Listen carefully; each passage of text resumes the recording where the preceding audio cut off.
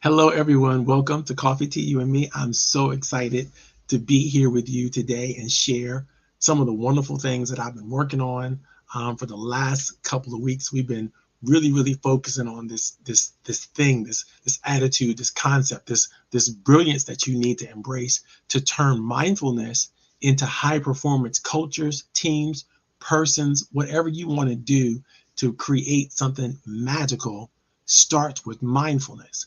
And we've been going through a series of talks and a series of discussions about how you make these kinds of things happen.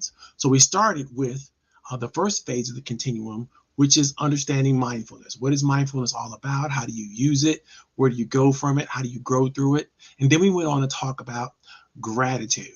How does gratitude work? Or how do we create more satisfaction and happiness and joy? And later on, we talked about that. Today, we're going to get into the next step of that phase. We're going to get into satisfaction. We're going to get into what it takes to be tremendously happy and how to move from this thing to the other thing and how to really grow yourself, your business, your practices, and everything you need to do to be super successful in that. And after that, we're going to get into even more of that and more happiness, and then we're going to close it up with now that we've got through the first three stages. How do we get to that last stage, which is high performance? How do we get to high performance culture, high performance systems, high performance strategy, high performance everything?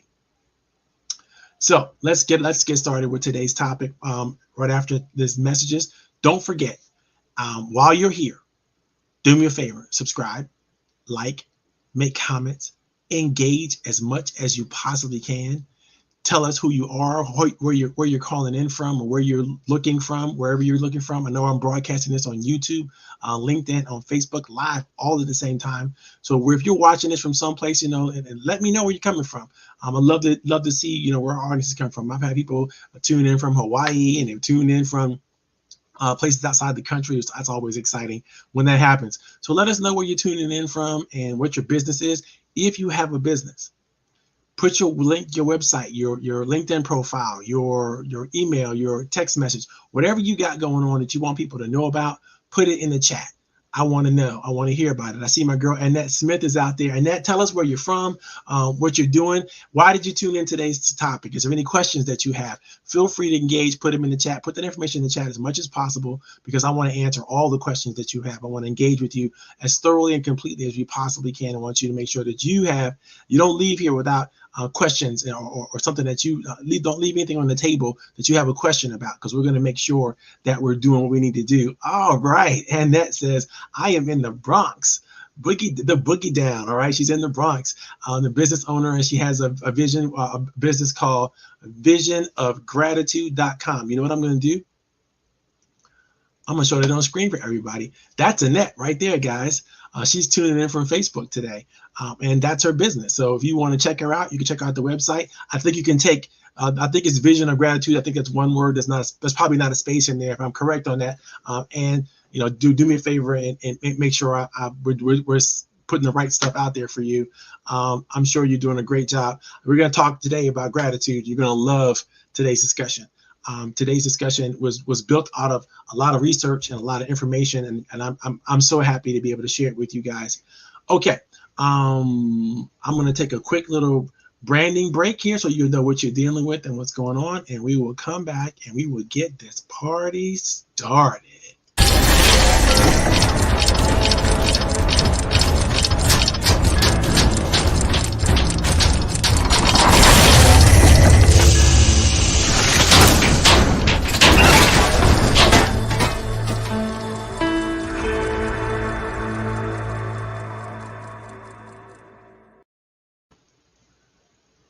Hello, everyone. This is Coach Powell. Welcome to the next issue of our series.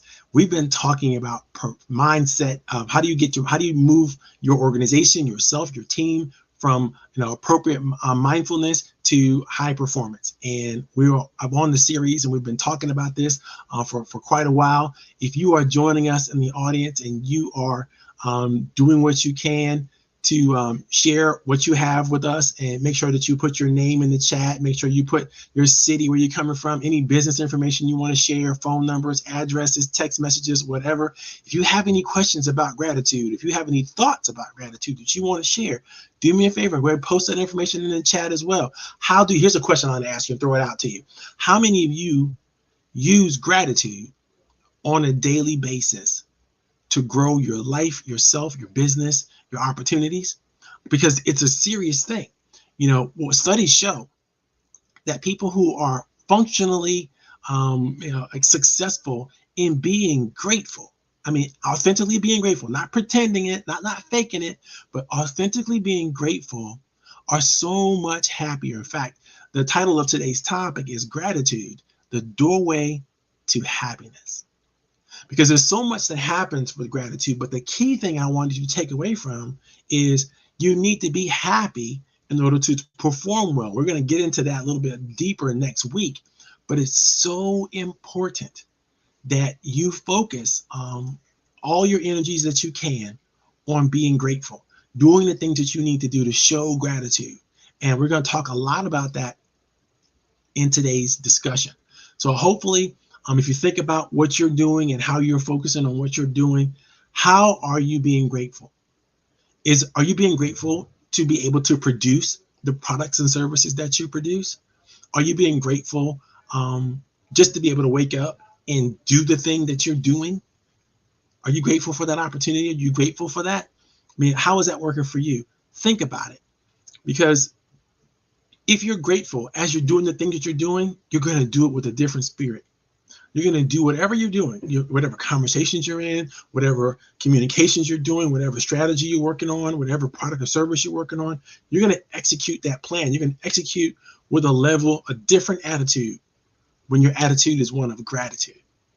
And how do you get to gratitude? Can you manufacture gratitude? Can you do it in every iteration? We're going to be discussing this and thinking about it from all kinds of different perspectives today. And I hope you join in with me with the chat and throw your ideas in there. I love this. Annette says, find gratitude in everything good and bad. You can always find something to be grateful for. That is so true. I find that no matter what happens, no matter what's going on in my life, in my business, in my strategy, whatever I'm doing, if I have the positive attitude, and I can only have a positive attitude when I'm actually happy to be in that experience, when I'm happy to be in that moment.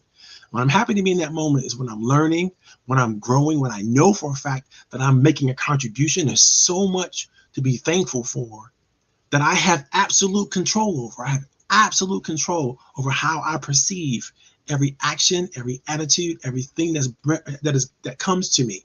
I could choose to perceive it as they hate me, they don't like me, they're rejecting me, all the things that make me sad, or make me feel guilty, or make me be fearful. I can accept all that, or I can say, I'm learning a very valuable lesson in this moment right now. Let's make sure I pay attention. Let's make sure I don't try to ignore it. I don't try to defend it. I don't try to get around it. I accept it. I look at it for exactly what it is. Even if it seems like it might be rejection, I look at it and go, what can I learn from this moment? What can I learn from this person? Why is this person in front of me right now? What is the message that God is trying to deliver to me through this person? Even if it comes off as argumentative or irrational, or something that I don't enjoy necessarily. But this person, the person is there for a reason. And because I have such a high level of gratitude, I'm usually able to see that reason. And I'm usually able to even turn the situation around where it's really not about me, it's about them. They're approaching me from a level of anger, distrust, fear, whatever that is. And that's not me that's trying to generate that or attempting to generate that. That's them that's bringing that. It's me trying to de-escalate. It's me trying to find an alternative route. It's me trying to move things back into peace, back into grace, back into the behavior that I would consider delightful or useful, or something that's going to energize the universe and put something positive out there in the space. Because then again, I've been practicing mindfulness. I've been practicing gratitude for years now, and so I have developed a a belief system, a strategy, and a structured program that I can always come back to gratitude whenever I want to. And so can you when you follow some of the things that we're going to help you learn today. I'm going to read some of the things that I've written about this because it's probably better for me to do that than for me to just talk off the cuff about it. And I could do that as well, but I think it's going to be important. I don't want to leave anything out that you could grow from. And so let me share a few words about gratitude with you. Like I said earlier, gratitude, I believe, is the doorway to happiness. I don't know how you can be happy and not know what to be happy about.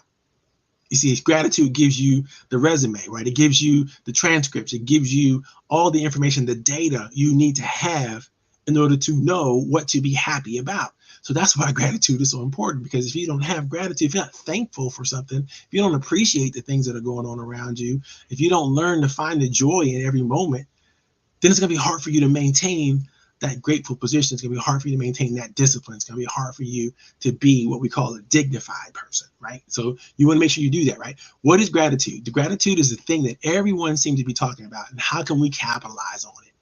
If you're like me, your parents taught you how to say please and thank you, right? They taught you how to make sure that you did that. Whenever somebody gave you something, you say please. Whenever somebody does something, you say thank you, right? I remember teaching my daughter that. Was crazy, but you learn that there was an urgency and an immediacy by which you should give thanks and praise for whatever someone else has given you or shared with you.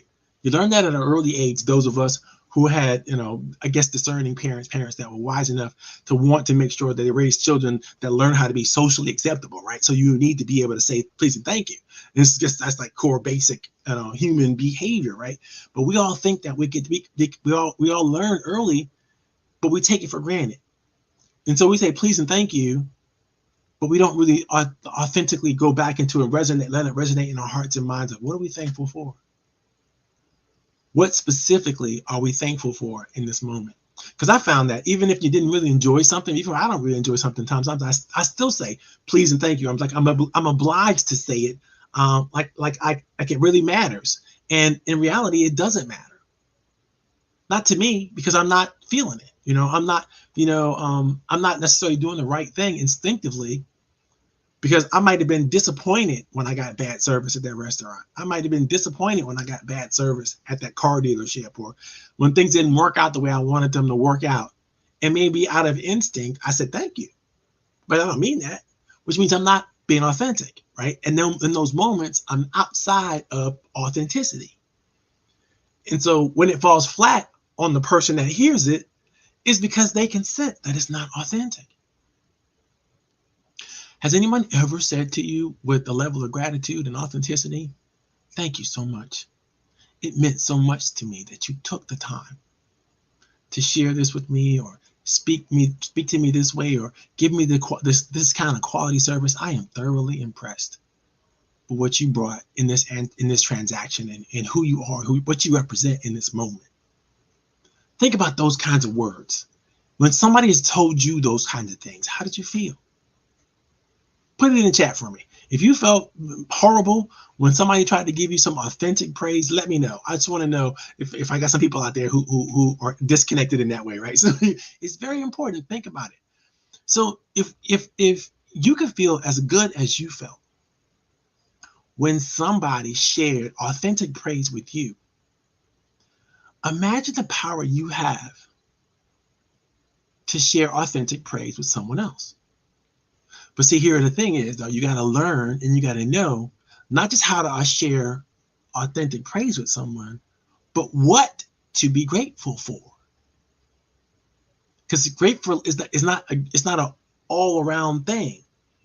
It's a specific thing, right? It always occurs to me that it would be insincere and misleading with people to show what we call false gratitude, right? If you say, you do something just to be polite or socially acceptable, and you give them a basic response that's like, you're supposed to say that kind of thing. I don't know why it should indicate thankfulness or something, because if you had zero to no appreciation for it, I think it's probably the best thing for you just to acknowledge it, for yourself first. I didn't like that. That wasn't really good for me. And maybe suggest a better way to make it happen to the person, that's trying to get, your attention or trying to talk to you about something or trying to do something like this, I've been in tons of networking meetings, right? Where people are trying to impress upon me the need for me to purchase their product or service right now. Is if I came to that networking meeting for the purpose of buying whatever it is they think they're selling right now. 9 times out of 10, I did not come to that networking meeting to make a purchase or an impulse decision, right? And if I do make an impulse decision, do you think I'm really going to be happy with the fact that I made an impulse decision without really looking at the facts and really understanding, what this was and what it wasn't and what it can mean to me? Probably not. A transaction where it's going to be a guaranteed win all the time for anybody who engages, that's a good transaction maybe you possibly can think about and talk about in a networking forum. But the reality is, if you can't guarantee that people are going to be happy with every level of the process or prospect that you have going on, you probably shouldn't share it in an open forum, especially one that you're going to have to come back to, because you're going to be remembered as the person who made that offer that was unacceptable. You're going to remember the person who tried to convince others that they need what you're selling, even though they're not convinced that they need what you're selling. And so you talking to them about it, it's only irritating and agitating them. I hope that makes sense for you guys. So when you're talking about gratitude, people will listen to people who have gratitude. Even if you're trying to sell a product or service, if you show up authentically and grateful for the moment, and it resonates from your pores that you're thankful for the people who put the meeting together, people who came to the meeting, and and you're listening to everybody and you're engaging with everybody so people feel comfortable and warm with you, guess what? Your pitch is going to work out much differently than people who, just show up and blah. I used to call it showing up and throwing up on other people. It's not a good look, and it doesn't show any level of gratitude for the moment that you're in. People don't want to invite those kinds of people back. So make sure, if you're thinking about you being a networker, and I teach networking all the time, learn to be grateful for the moment that you're in and use that grace and express that gratitude in every moment that you can. If I'm being honest, when it comes to this false gratitude, right, it perplexes me even to this day. And less I'm beginning to recognize the truth about gratitude. And it's simply that this truth eluded me as a child. And I'm going to share it with you today. All in all, gratitude is unlike any other human emotion. It allows us to tap into what it is to recognize and count our blessings. It helps us to practice dignified living and become all that is required to build proper foundations for all of our hopes and dreams. If you can't be grateful, I'm going to say this categorically, if you cannot be grateful on a regular, consistent basis, then your hopes and dreams cannot happen. But if you are grateful, if you find the way to be grateful in all the moments that you experience in your life, what's going to happen is you're going to exceed your hopes and dreams, and you're going to achieve and perform far greater than you ever thought that you could. This is how it happens. If we get to manifest optimism and exercise proactive kindness when we understand gratitude, we get to learn how to be appropriately grateful. Not only will we be more open and accepting of others, but we can take in all the good things that life offers with an infectious charm and grace. Grateful people, man, people love those people. I mean, when you are authentically grateful, what's not to love? When you show up and people realize how humble you are and how grateful you are just to be in their presence, and it's authentic and it's real, nothing feels greater to other people, right? It's very important. Leaders have to get this. They have to get this in spades. We choose promise over fear and doubt and shame. That's the grateful person. The grateful person is going to choose promise all the time. They're going to choose that all the time. The grateful person is also going to choose astonishment and understanding over condemnation and discontent. We're not going to lean toward the ugly side of life. A grateful person is not going to lean toward the bad thing, right? But you're also not going to be this happy-go-lucky, whatever happens, and I'm whistling in the daisies and all that kind of stuff all the time, because that's not true. It's not real. right? You acknowledge, I'm not saying don't acknowledge the bad things that happened, or don't take the moment to really embrace the bad things, because we covered that in the mindfulness course, right? You gotta acknowledge the things that are going on, but also acknowledge the good things that are going on, and put more time, effort, and energy in finding the goodness in every moment that you have as a business leader, as an entrepreneur, as a professional, as a team leader, or anywhere you are, wherever you can find the greatness. So we find that there are like 11 different observations on gratitude that I can share with you today. But I want to make sure before I get into those, I talk to you a little bit about the rules of gratitude. These are the rules that make gratitude work. And I find that there are generally 5 rules. There may be more. You may find more. But I found 5 rules that I want to share with you today. The first rule is be proactively grateful. That means find the grace. That means find the moments in every situation. Get good at it. Start practicing every situation that you're in. Every person you meet, every moment that you experience, find the good. Look for it. Identify it. And if you can, write it down. If you have a moment, definitely take a mental note of it. But as soon as you can, write it down. I like to teach my newbies when it comes to gratitude to don't just keep a gratitude journal and write down 3 to 5 things that happened today. Keep that notepad with you on your cell phone or whatever you're using to capture, notes and stuff like that on a regular, consistent basis. Even if it's a voice note, to ask Siri, say, take a note, Siri, and just say, this is just wonderful thing. I just noticed this wonderful thing. It could be the veins in the leaves on the trees as they fall, in the fall. It could be, the difference that you find in the snowflakes as they fall from the sky. It could be, how soft and cushiony the ground is, that you're walking through a nice plush, yard or grass or whatever. It could be something like that. It could be your breathing. Take a nice fresh breath in, nice intense long breath, hold it, and then let it out. And then do it again, and then do it again, and do it again. Do it like 10 or 15 times. And notice how you're refreshed, and notice how your attitude changes because you've oxygenated your body. You've woken up your nervous system and created a newness in yourself that wasn't there before you did that. Go for a meditation or prayer, whatever you like to do, whatever connects you to the universe, the on high, whatever you believe in, whatever makes that connection work for you. Go ahead and find it. Find that grace. Number 2, you're going to want to honor and celebrate any meaningful contribution that you make or receive. I want you to honor a contribution. When somebody does something nice for you, make sure that you honor it. Make sure that you represent what it meant to you. Sometimes people hold the door open for us, or they will grab our bags, or they'll do something for us that will be helpful in the moment. And we'll just say thank you and move on. The obligatory thank you. Right? No, but take a minute.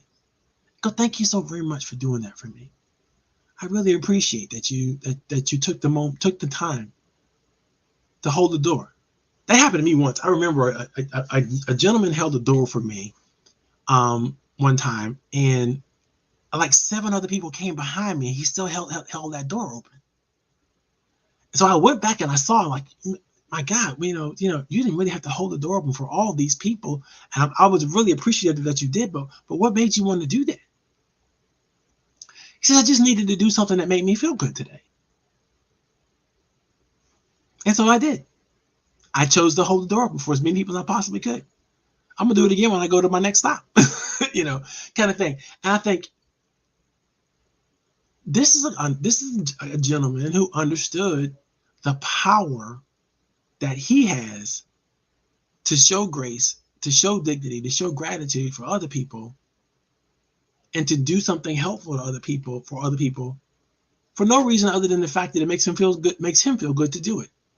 He's taking the control back that the world tries to take from him in doing that. And he's honoring and celebrating, creating contribution but he's honoring and celebrating everybody who he holds the door for.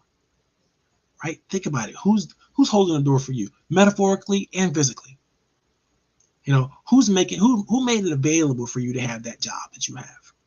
Who made it possible for you to win that big client that you want? How did you honor that moment, that person, the specialty? What's special about it for you? Do what you can to honor contribution. I'll give you one last story on this one, then I'm going to move on. I have a client who, met me through a conference that I was speaking at. And she loved what I was saying so much that she decided she's going to hire me to be her executive coach. And I said, fine. I did the presentation for the group that I wanted to work with because I felt like they needed to have access to some high-level, high-powered executive coaching, and they probably weren't going to be able to afford it given the rates that most of us charge now. They probably weren't going to be able to afford it. So I figured, I'm going to volunteer to do this for this association. But this association is full of people that, they remind me of my parents, who were, working for the government, in their lives and needed to, would have loved to have a hand up for somebody who could shed some perspective on leadership and how to level up and get to that next level kind of thing. So I was doing that, doing that talk with their organization, and she's like, I got to hire him. He's going to be my coach. She already knew it when I was talking. I mean, she felt like I was the person. You know how you get that feeling when you meet the right person? Now, other people were in the room, other people had a similar sensation, but nobody was committed like this client that I'm talking about right now. So she loved working with me so much. And she goes, you know what? I want to introduce you to our leadership cohort in our organization. And I think they should hire you to be one of the people that works with their leaders as they move up the chain kind of thing. And so she tried that, and they were like, no, we got all the people we need. We don't really need that. But then she got an opportunity to have me come in and talk about something that people thought that, really I wasn't qualified to talk about, but I was qualified to talk about, but they didn't know that. Because, they thought, what does he know about health and wellness and blah, blah, blah. He's just an executive coach, right? But I was able to do the talk on health and wellness. I did it. I think I did a really good job. So much so that now they want me to be the keynote speaker for their organization, for their graduations and all that kind of stuff. And I'm saying all this to say, because my client wanted to honor the grace and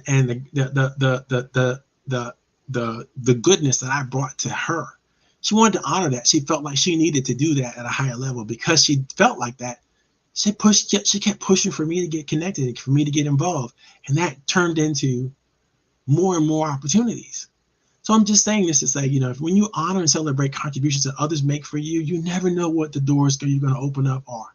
So people do things nice for you. People consider you when they didn't have to. When people do more than was required for you. And that's always happening, by the way. Maybe I'll get into that a little bit later, but it's always happening. People are always trying to help you. It may not always seem that way, but if you look a little deeper, even people who are admonishing you or people who are telling you, well, you could do better, and they're doing it from what you think is a punitive measure, that punishment is really what you think it is. Because it could easily be, in terms of how you think about it, as a development opportunity. But you have to embrace it as such, even if it's not delivered as such, because that's what's best for your heart and your spirit and your soul. Number 3, mimic God's grace. What I say about this is, you're not going to be perfect, but try. That's all. Just try. Try to be kind. Try to be loving. Try to be patient. Try to be everything you think that God, the universe, Brahma, whoever it is you believe in, whatever it is, the kindness and benevolence that brings, that the entity or that thought process or that spiritual connection brings to you, try to be that. Try to emulate that to the best of your ability. And again, I'm not saying be fake, right? But I am saying reach inside yourself and find the authenticity. You can do it. We have the choice. We have the ability to make the choices, to have the proper attitude about things and to be dignified in our response to one another, right? Number 4, meditate unceasingly on the good things. Take a minute, every 30 minutes or so, just take a minute to think about what you just got to experience. Do it. Just think about it and be thankful. Be grateful. I just got a chance to do this, or I just got a chance to say this, or I just got a chance to write this, or I just got a chance to open up this email and look at this. Whatever it is, it doesn't matter. Be grateful about it. You have to think about it constantly, because the more you think about it, the more you begin to see things that are just so wonderful for you. Even things that other people look at and go, ugh, you'll be able to see it and go, wow. And it makes a big difference to your internal psyche. And it makes a difference how people will receive you.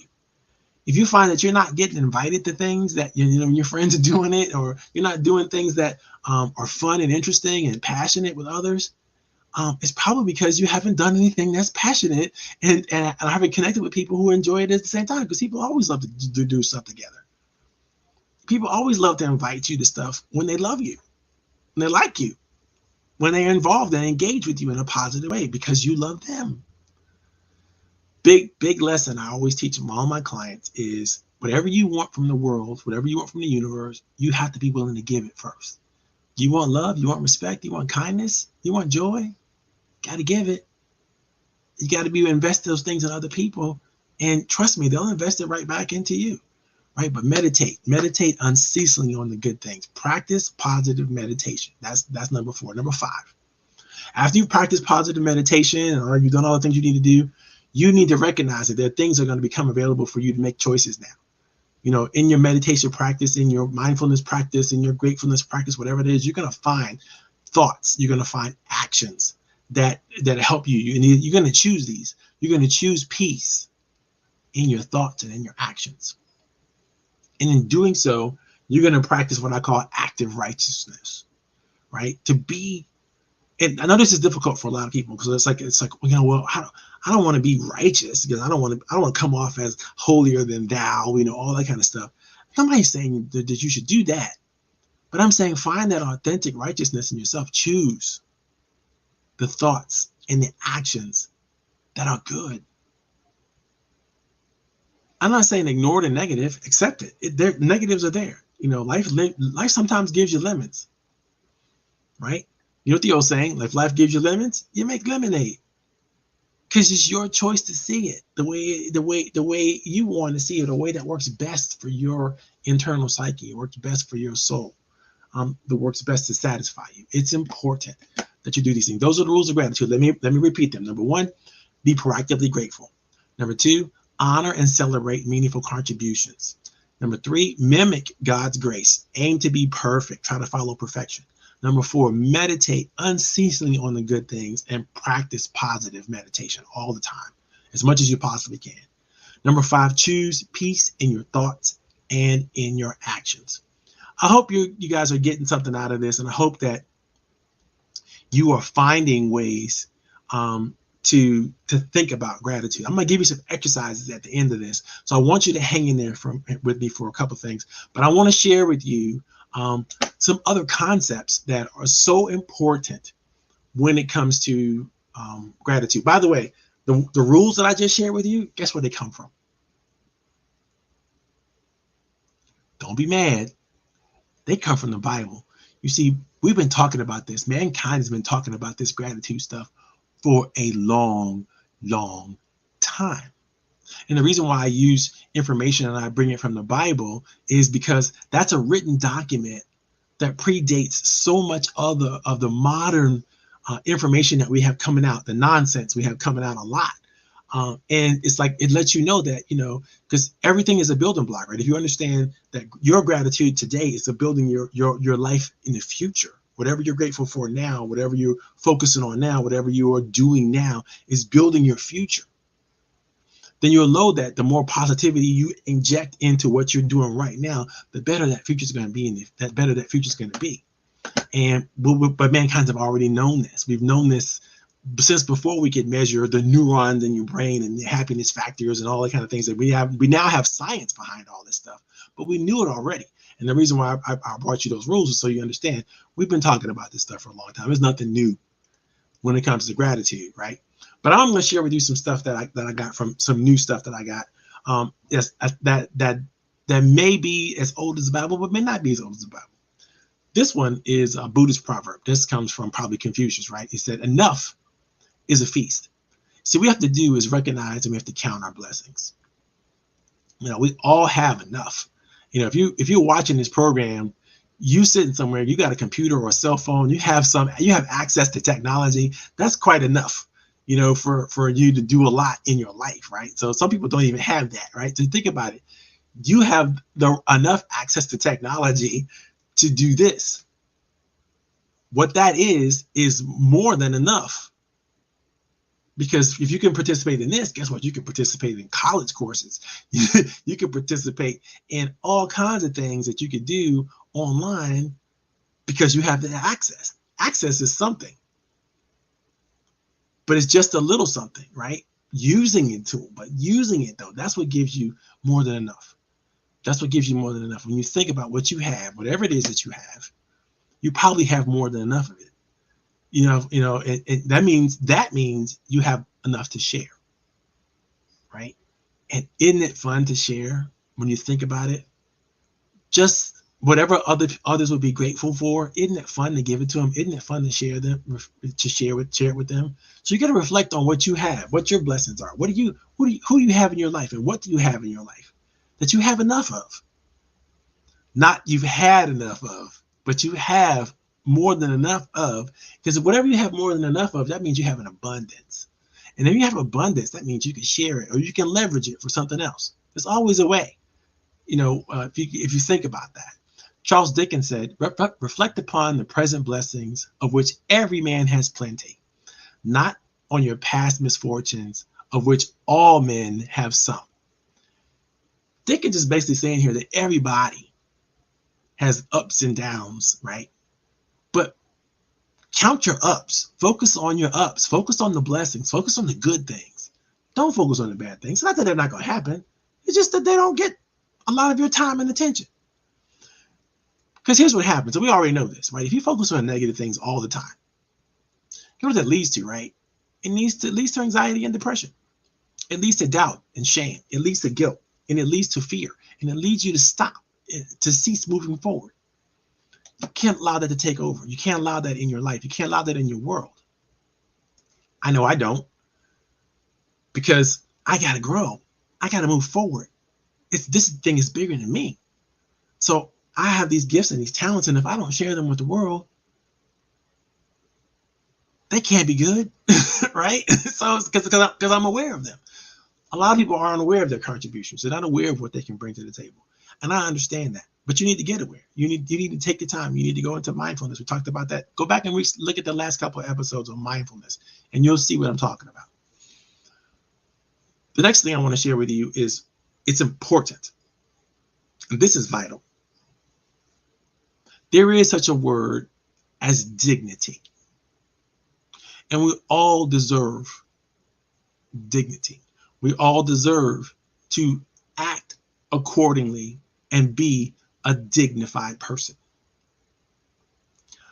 Now, I know a lot of you may think that's hoity-toity and it's thought process and it's a little bit of, phone.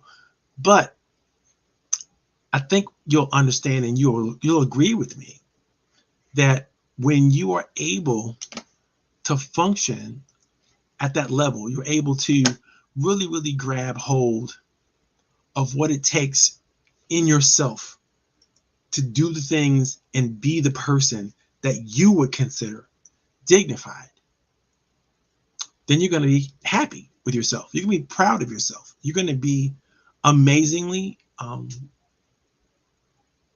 respectful of your own abilities, your own talents, and your own abilities to contribute. But you have to be willing to do the work. John Kennedy says, as we express our gratitude, we must never forget that the highest appreciation is not to merely utter words, but to live by them. What are the values that you have, that you say you have, that you're not living by? Maybe you need to step up or step in to your own reality. Because if you can do that, then you're going to experience life in a way that you could never understand or see until you actually do it. Till you understand that abundance is real and live in it. That's when you get to experience abundance. But you can't do it unless you do it. Go for it. Figure it out, right? Michael J. Fox says, one's dignity might be assaulted, vandalized, and cruelly mocked, but it can never be taken away unless it is surrendered. See, that's your dignity. It belongs to you. Nobody can take it from you. You groomed it. You grew it within yourself. And nobody's in charge of it, and nobody's responsible for it except you. If you're an adult and you hear my voice, look at the person that you know in your life who you feel is the most dignified person. Do everything you can to dial in with their attitudes, with their ways, their sayings, the style, and try to become that, because that's an example. That's a model. There's nothing wrong with modeling your behaviors and your thoughts after someone else, but you have to know them in order to truly model them. And so take the time to do that. I have a program called the True Voice program. The True Voice is a way of interviewing people that you respect to bring them closer to you, so that you can learn more about them and they can give you more of who they are. It's a brilliant interview. If anybody wants the True Voice interview, you got to ask me for it. I'll make sure I'll put it out there for you. If you ask me, I'll private message you or whatever that is, because it's a program that I charge a lot of money for, but I give it to you, my listening audience, if you want it. True Voice is a great way to get to know people so that you can figure out what it is that makes them tick.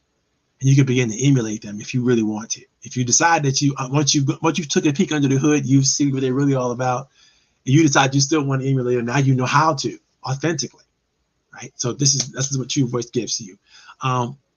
Michelle Obama says, dignity has always gotten us through. She's talking about her and her husband. It was a choice, not always the easy one, but the people I respected most in life made it again and again every single day. There's a motto Barack and I tried to live by, and I offered it that night from the stage. When they go low, we go high. I don't know how many times I've heard her say that or refer to that thought process, but it still resonates with me today. When they go low, we go high. Back to that dignity question, right? Nobody can take your dignity. Nobody, unless you give it to them. Nobody can steal that from you. Nobody. I don't care what they do to vandalize you. I don't care what they do to scandalize you. I don't care what they do to say bad things about you. They can't steal your dignity. If they can't steal your dignity, almost like Cory Booker said, right, when it comes to the new Supreme Court, they can't steal your joy, because your dignity is yours, and you get to revel in it. You get to wallow in it if you want to, and try that dignity exercise that I said. Think of a person to whom that you have a tremendous amount of respect. Think of all their characteristics. Think of all their attributes. Write them down, right, and then start to work on the things that you can, not just to honor yourself, but to honor them.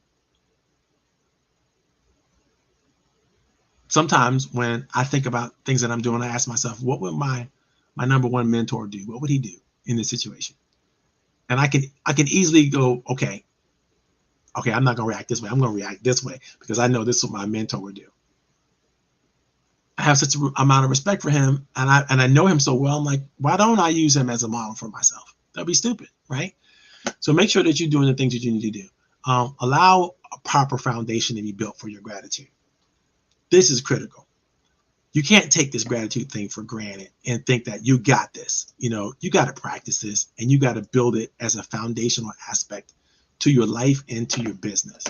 If you don't, you're basically just going to miss the boat. You're going to miss the opportunity. Now, I found this wonderful article at Harvard that I want to share with you, and I'm going to see if I can't put it in the chat. And if you can't get to it, let me know. If you can, that's fine. But here's the article. And in this article, it tells you quite a lot about gratitude. But what I think is key is the line that I chose that I'm working with. It's a quote from Harvard. It says, gratitude is a way for people to appreciate what they have instead of always reaching out for something new in hopes that it will make them happier, or thinking they can't feel satisfied until every physical and material need is met. When you build a proper foundation for your gratitude, guess what? You just get to be happy now instead of I'll be happy later after I've achieved blah, blah, blah, blah, blah. Or I can't be happy because this happened to me, blah, blah, blah, blah, blah, blah, blah. You know, you're not in the past and you're not in the future. You're in the now. And you're experiencing the now for what now brings to the table. Eckhart Tolle, one of my favorite philosophers, said, acknowledging the good that you already have in your life is foundational for all abundance. If you can't get this, if you can't do this, if you can't understand that you don't have to be here right now, you don't have to be available to receive this information. You don't have to, you don't have to be breathing right now. Your heart doesn't have to be beating right now. Your brain doesn't have to be alive right now. But it is. Oh, what grace. What is there to be sad about? What is there really, truly to be mad, frustrated, guilty? You got to learn to let that go. When you can, I promise you what's going to be generated inside of you is a faith and an optimism that's irreproachable. Nobody's going to be able to take it from you. In fact, what's going to happen is you're going to begin to manifest whatever it is that you need to manifest, and whatever it is you were called to manifest, whatever purposes that you were put here on this planet for, are going to start to reveal themselves and begin to show you the way and the things that you should be able to do, because you're understanding now how wonderful life truly is and how you can make other people's lives wonderful, if only by your example. And you're going to manifest more, right? Oprah said, be thankful for what you have, and you'll end up having more. If you concentrate on what you don't have, you will never have enough. Again, tricky stuff. Not easy to do, but it can be done. That reminds me of a saying my mother used to have when I was a youngster. She would say to me, Marvin, if anybody has ever done a thing, surely you could do it. All you have to do is keep trying until you get it. I never forgot that. When I was a kid, I never forgot that. My mother was great at this. She would always tell me, you're the smartest, you're the most wonderful, you're the handsomest, you're the cutest, all the things that, you want people to say to you. My mother would always be there for me when it came to that. She would always comfort me if I was sick, or when I was feeling low or something wasn't working out. She would always encourage me. You don't have to give into this. You don't have to accept this. You could keep working on this. It doesn't matter what they say. If you want to learn it, you learn it. If it doesn't matter what happens to you, if you want to push for it, you push for it. And to this day, I'm like that with my kid. It's very, very important that we show support and love as much as we possibly can, because that's like the food that they need. Their spirit needs that love. They need it. Buddha says, let's rise up and be thankful, for if we didn't learn a lot today, at least we learned a little. And if we didn't learn a little, at least we didn't get sick. And if we got sick, at least we didn't die. So let us all be thankful, because there is so much to be thankful for. If you think about it, every breath you take, is every move you make. I know it's a Sting song coming along, right? You're being watched by the universe. Others are checking you out, and they're wondering, what are you all about? Are you going to be about kindness? Are you going to be about love? Are you going to be about patience? Are you the kind of person other people want to be around, feel safe around, feel comfortable around? Very, very important. It's very, very important, because once you get this, you'll be able to be proactive about it, right? You'll be able to go into a situation with the energy and that spirit and that kindness that's going to make a big difference. And when you walk into the room and people get to experience you, what they're going to be experiencing is God's grace in you. Emerson says, you cannot do a kindness too soon, because you never know how soon it will be too late. If you're in gratitude all the time, everywhere you are, you're always going to be generating the right kind of energy around you. You're always going to be doing the right thing. You're always going to be saying the thing that should be said and could be said to uplift and inspire others. You're going to show up authentically as the best that you can be in that moment. And that's going to be something that generates a lot of outward kindness and energy. But before you can get there, you have to be able to accept, again, not just the bad things that are going on in your life, but the actual good things that are actually going on in your life. You have to learn to see them. You have to learn to accept them. You have to learn to revel in them. And you have to learn to really, really embrace them. John Wooden says that things turn out best for people who make the best out of the way things turn out. Isn't that cool? Think about it. Things turn out best for people who make the best out of the way things turn out. Grateful people can do this. Truly grateful people can see, opportunity everywhere. They can see goodness everywhere. They can see love and light everywhere because they program themselves over time through prayer and meditation to see it. See life for the great abundant thing that it truly is, and not the thing that it seems to be in every moment, because it's not negative all the time. Life isn't negative all the time. Life is positive all the time. But there's a mask that we got to take off in order for us to see that. We have to learn how to choose promise. We have to learn how to choose hope. We have to learn how to choose wonder and amazement over pessimism, doubt, fear. That's a thing we can do. It's an opportunity for us to learn.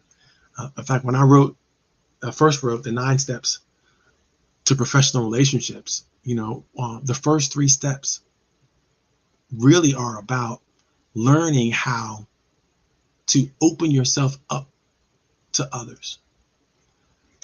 The first step is learning to listen.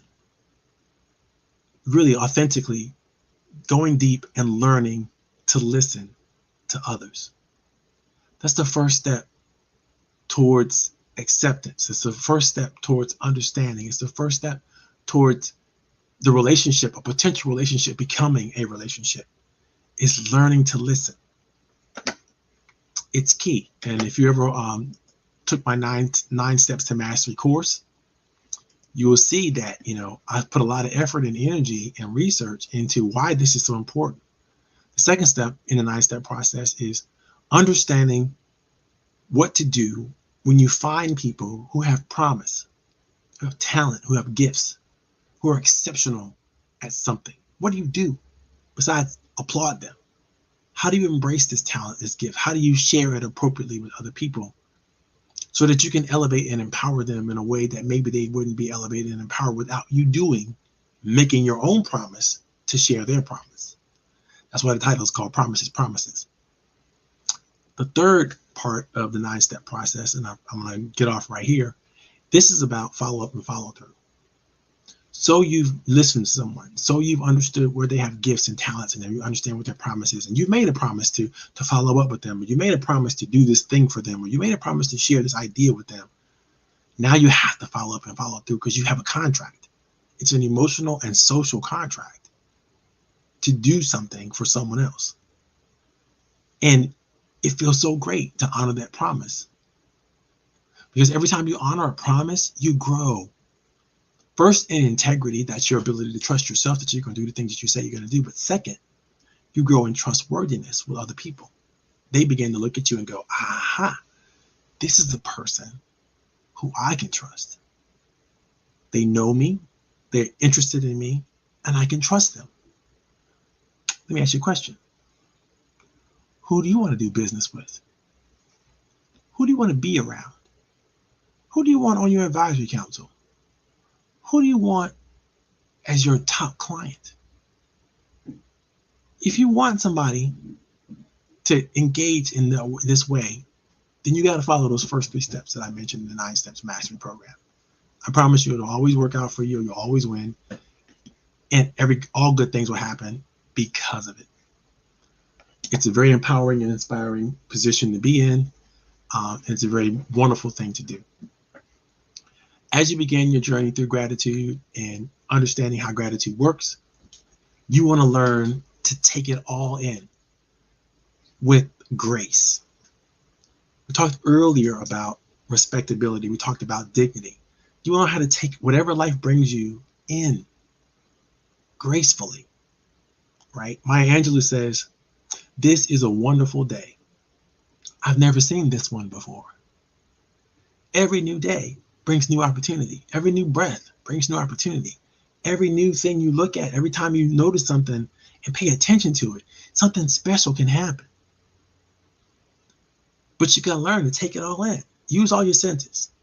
Use your sense of smell, your sense of touch, your sense of sight, everything you got to try to sense the goodness that's all around, because there's so much. But you got to tune in, right? It's almost like you get that antenna and you got to tune it into that frequency, that goodness frequency. I never thought about that before. I'm going to write that down. Tune into the goodness frequency. Take it all in gracefully. Also, in your journey to gratitude, and this is my favorite, be astonished. There is so much to wonder about. There's so much to be thankful for. There's so much to really, truly enjoy.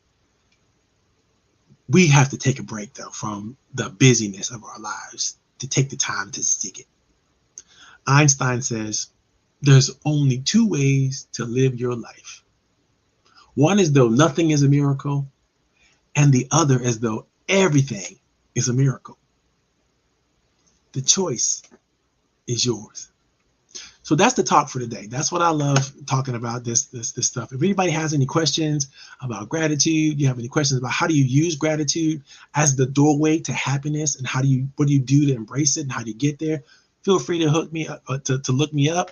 I would be more than happy to respond. I'll be more than happy to talk to you about it. Empowering others is the love of my life. It's my passion. And I love to do it. So if I get a chance to work with you, I get a chance to talk to you, I'm all aglow with that opportunity. I look forward to working with you. This is Coach Powell signing out. Thank you very much. Oh, don't forget to like, subscribe, and share this with everybody you can. Don't keep me a secret, okay?